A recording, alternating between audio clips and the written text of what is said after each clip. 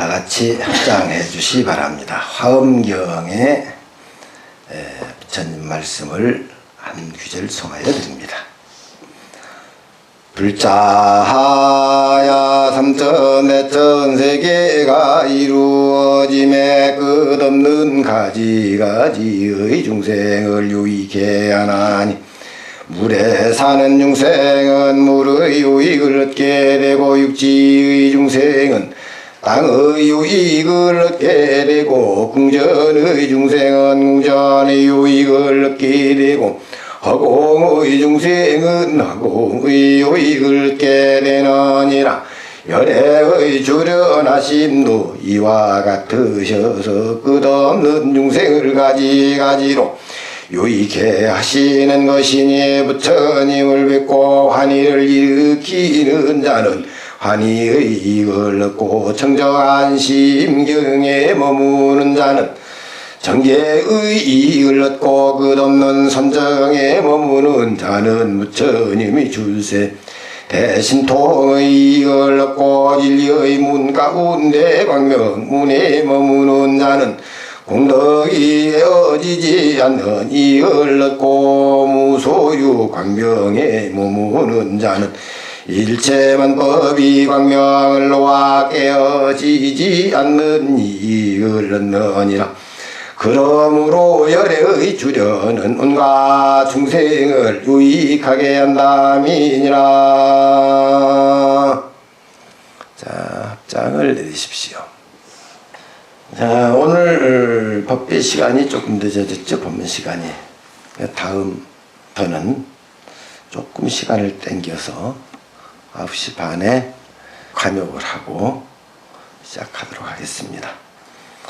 너무 또 늦으면 배고프죠? 요즘 사람들은 한 일주일씩 굶어도 안 죽을 것 같아요. 옛날 같지 않아서. 도대체 천도제라는 게 뭘까? 여러분들 천도제를 많이 해도 다 낱낱이 이해하기 아마 힘들 겁니다. 세상에는 과거로부터 조상에 대해서 제사 지내는 거는 민족마다 거의 또 비슷합니다.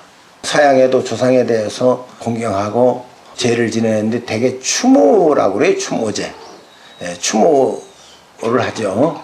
제가 호주에 살 때 한번 저 내륙에 갔었는데 그 내륙 가운데 오지에 보통 거기서는 아웃백이라고 그래요. 아웃백 가면은 원주민이 사는데 그 흑인들 사람들 한 일주일 동안 같이 그분들하고 머물렀는데 사람이 죽으면은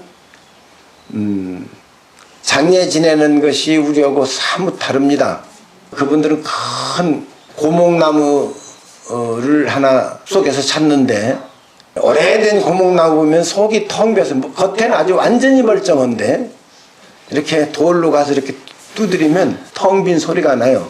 그 나무를 이제는 보면은 그 나무를 사람이 들어갈 만큼 한쪽을 톱으로 쓸고 자기나 도끼 같은 걸 이렇게 깨가지고 그 속에 부모님이 아버지가 돌아가시면 아버지 시신을 그 나무 속에 집어넣습니다. 집어넣고 그 깬 만큼의 나무를 갖다가 다시 거기다가 끼워넣고 빈 틈은 황토흙으로 이렇게 발라가지고 꼭 묶어서 무슨 덩쿨이나 나무 껍질 같은 거로 꼭 묶어 매놔요. 그 산에 이렇게 걸어 다니다 보면은 그 묶어맨 나무가 있습니다. 혹가다가. 그러면 거기에 이제 어느 분의 조상이 그 안에 뼈가 있는 거죠. 그리고 그 나무를 조상의 홀령이 있다고 해서 제를 지내고 수시로 가서 그 앞에 가서 그분들 나름대로 이제 기도도 올리고 그럽니다. 근데 이제 부처님 당시에 보면은 여러 경전에 소개되어 있는 부분이 하나 있어요. 부처님이 하루는 제자들하고 또 가다가 보니까 백골이 있어요. 그래서 부처님 그 앞에 멈춰서 부처님이 절을 하셨습니다.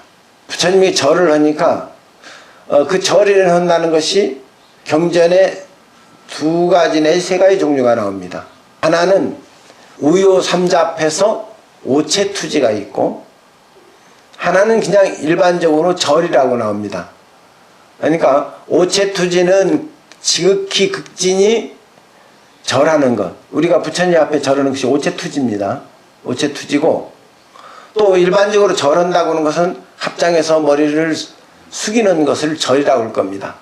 그러니까 부처님이 오체투지 하신 것 같진 않고 절을 했다고 했단 말이에요. 그래서 제자가 물었어요. 아라니가, 세존이시여 왜 해골에 절을 합니까? 어느 해골인지도 모릅니다. 과거 전생에 나의 부모였느니라 그랬습니다. 이해가 안 돼서 한참 후 있다가 부처님한테 다시 여쭙죠. 어떻게 과거에 부모였던 것을 세존께서는 아시는지요? 그러니까 세존께서 말씀하시기를 모든 해골은, 유골은 나의 부모 아닌 바가 없다 그랬어요. 그러니까 이씨나 김씨 모든 과거에 돌아가신 분들이 나의 부모 아닌 분이 없다. 아라니 그 후에 또 여쭙습니다. 아무리 생각해도 이해가 안 돼요. 그래서 왜 그런가? 왜 모든 해골, 유골이죠. 어떻게 전부 부처님의 과거의 부모였습니까?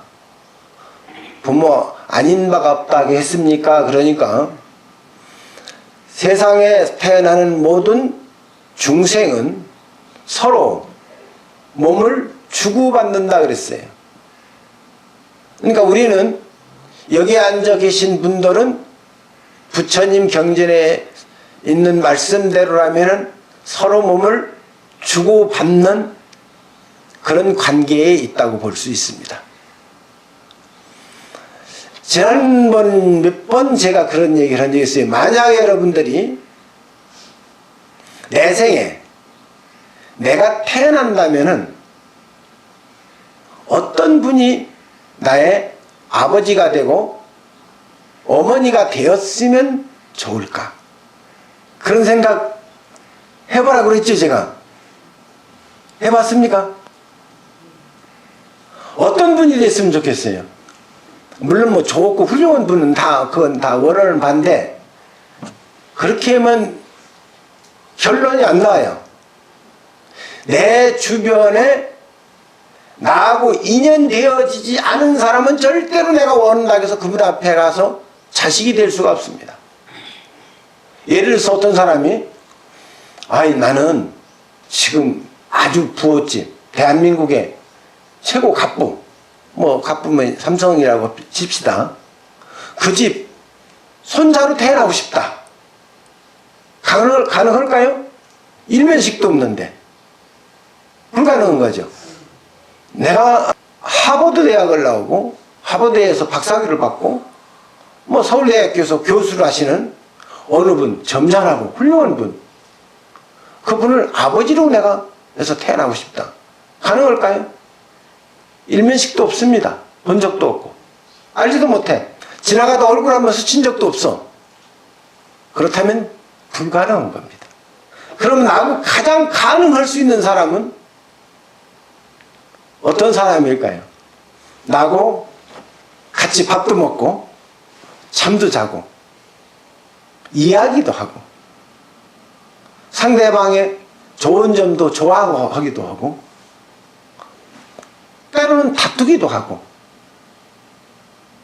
때로는 도와주기도 하고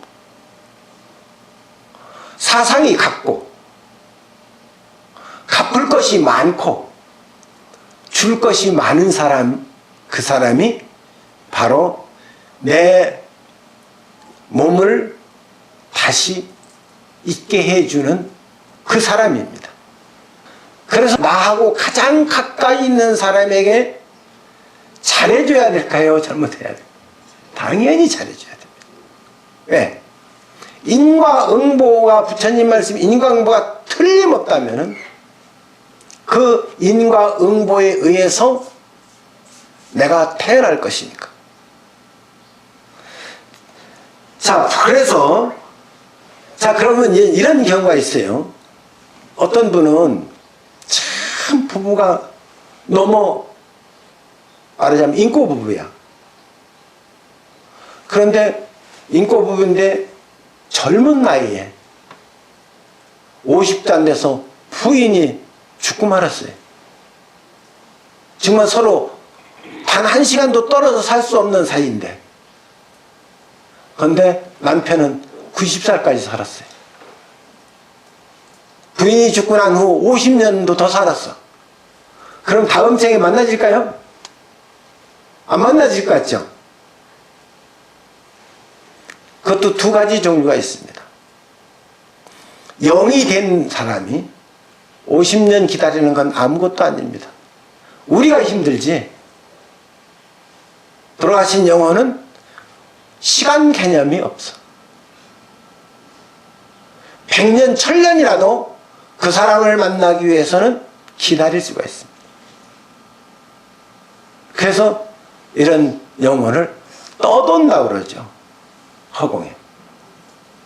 아직 그분을 만나기 위해서. 자, 원수도 마찬가지입니다. 자식을 뭐라고 합니까, 여러분들? 원수라고 그래요? 아니지.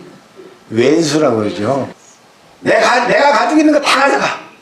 그런데 묘하게 줘도 안 아까워.